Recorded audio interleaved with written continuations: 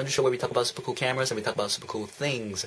As you can see, I just got a new intro, and I actually have a bunch of videos to edit, but I don't really have the time to do it. So it's actually about the Polaroid PX600 film and also the PX100 film. There's a new technique I actually developed on how you can actually cool down the film.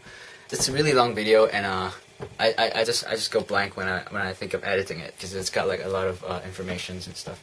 I'll do that on my next video, but in today's video I'm just gonna talk a little bit about photography as a hobby.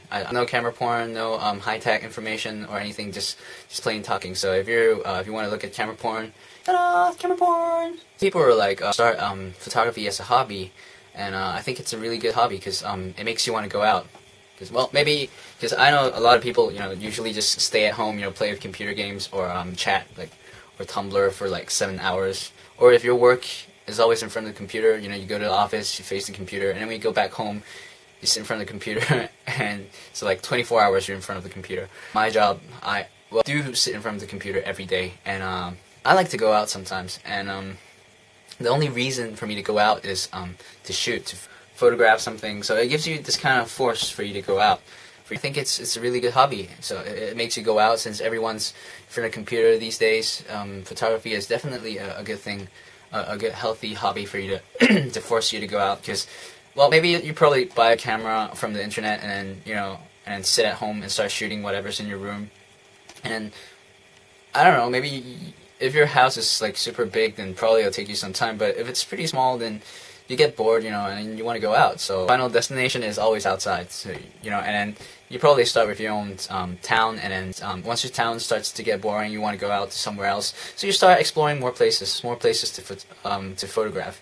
So it's like I said, it's a healthy hobby. And you'll be like, cameras are expensive, this and that. Well, if you're talking about digital cameras, then maybe it's a loss at what you're doing.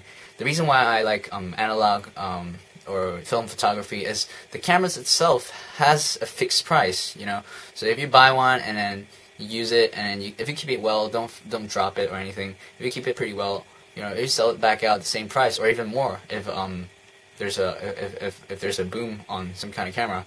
Like when the EP1 came out, the OM lenses just got like a raise. Like if you're a collector before the EP1 got out on sale, you probably sold most of your OM lenses for some pretty good cash.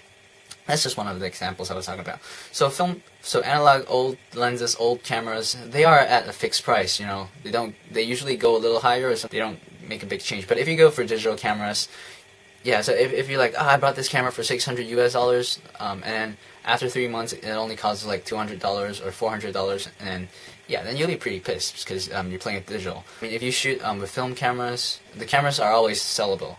If you don't drop it or don't scratch it, just keep it as a really good condition.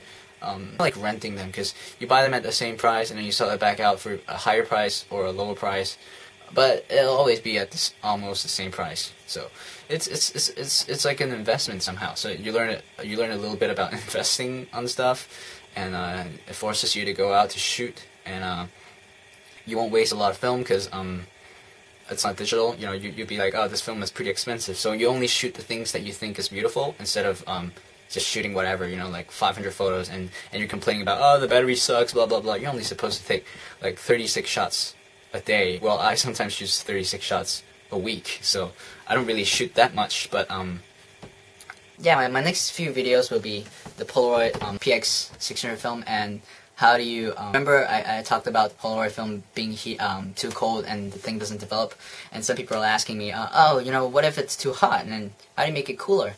Since the weather in Japan has been pretty cool these days. There was a few days ago when it was pretty warm and pretty hot. I actually made a video on how you can turn it cool. No, you don't bring a bucket of ice when you go out. All you need is an A4 size paper.